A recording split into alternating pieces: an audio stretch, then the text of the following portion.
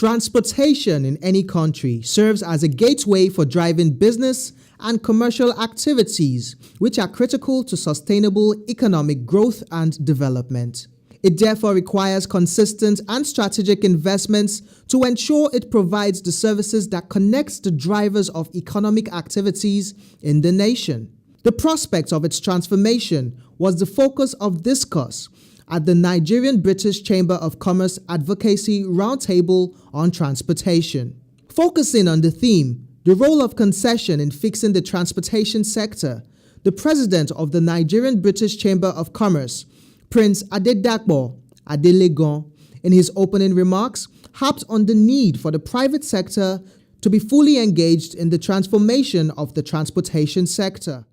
According to Oxford Business Group's report of 2016 on the Nigerian economy, it was seen that from rails and roads to ports and airports, the Nigerian transport sector is facing an extensive overhaul. The country has long suffered as a result of inadequate investment in infrastructure, constraining movements of people and goods, and these, I think, has prompted this administration to push for heavy investment in rehabilitation and expansion of the nation's entire transport network.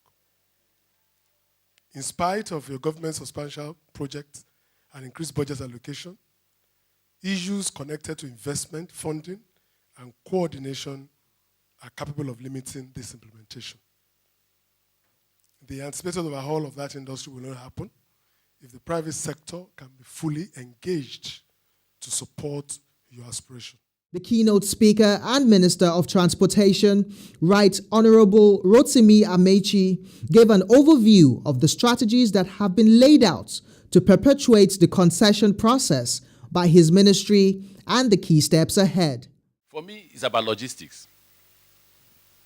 No matter how good you are as an expert, transportation is about what? Movement of human beings, goods, and services. And if you don't move, nothing happens in the economy. So those of you who say, oh, President, what does he know about the economy? Then ask him, why did he choose transport? Nobody forced him. He sent for me. Amechi, I think this is one of the most important sectors I want to invest in. And that is why I have given. There are two persons he spoke to. And he says it in the cabinet meeting, he says it in the public. Myself and Fashola. If you remember, I had said at the airport, we will concession the airports. That was the first place that I made that comment. And now we are in the process of concessioning the airport. I tell people, I say, I don't like when I'm not in a position to call a thief a thief. And I can tell you when you can't call a thief as I go on. When you can't call a thief is when you're sworn in as a governor or minister. And then you sit down on your seat and then Pamsec comes to you and say, yes, Lency, I know that you suffered in this election, you spent so much money, and as you're coming, I've saved 200 million naira for you, so I can just for you to start your listen. If you collect the money, you are a finished man. If one day you take paper, you see, who stole this money? What nonsense is this? How can this money, 750 million naira, how did this happen? Pamsec say, excuse me, sir, can I approach the table? He says, yes. He comes here, yeah, okay. Now, upon that, I get the 200 million. Oh, yeah, a good man. So he will continue to steal, and you continue to tell him he's a good man. Because he has you by where he shouldn't have you. If you scream, he will say, okay, me and you follow chop this money now. Now, so we did Nimasa. I told you about the concession in what's it called? In the airport. The final and most important one, which is where I'm going to dwell, and which I think most of you want to have attention, is the concessioning in railways. And say to you that I felt the challenge that, look, what do I do in Nigerian Railway? What do I do with Nigerian Railway Corporation? Disgusting when I visited. Ancient metals here and there, dirty environment, no documentations, nothing. One thing you must have is history. The history is history replete with forgetfulness. The engineers are either dead or unemployed or underemployed. And I sat back to myself and I said, How do you approach this? And I can tell you what a typical Nigerian politician would do. You know what a typical Nigerian governor would do? When you give them appointment or you elect them as governor, they build roads because that's what you see. So, this governor is doing well. Wonderful. They don't go to schools. They don't bother building schools. They don't bother hiring teachers. You know, that's what I call concrete policy drive. So if I build primary school now, what is it in aid of? How do I increase the number of enrollment? If I increase the number of enrollment, what about the teachers? Where do I get the teachers from? If these children graduate from this primary school with computer studies, what happens at the secondary level? Because computer is one useless subject. You lose it immediately, you don't hold it. So you must address the secondary level. You must have teachers, you must have good environment for teaching, right? And then even when they graduate there and come to Anambra State University or River State University of Technology, and those facilities are not there, they will also be useless. You must do that planning. What I'm making is that the standard of development in Nigeria, from the kind of governors or government we should have, should be such that that policy you drive must have an economic benefit at the end of the day, not necessarily yours. Stakeholders and key private sector players at the panel session shared their perspectives on what is required to achieve a seamless concession of the Nigerian transportation sector. We all know the state of the roads in the country. We know to what extent cargo is lost, delayed, which is all costing us valuable time and money. So that is why I find it really important that the next stage of concession and infrastructure building for Nigeria is to develop the railroads for cargo as well as people transportation. In order to be able to raise significant international capital, you're going to find that a number of financial institutions are going to start requiring some of these things.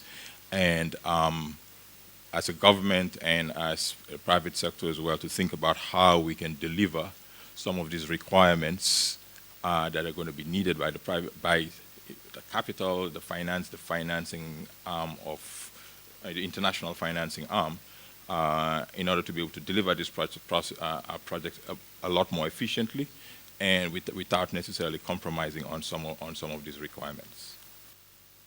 I think this is the time that a study needs to be done, that we can take good control of situations if the generation of cargo, both import cargo and export cargo, can be taken to another level. The truth is that ships will go wherever the cargo is. So if we are able to ensure that it is not just that we are heavy on the side of handling import cargo, but we also have enough and substantial export cargo generated, whether in the areas of agric, whether in the areas of solid minerals or both, we can be certain that the ports will be busy once again. First, political will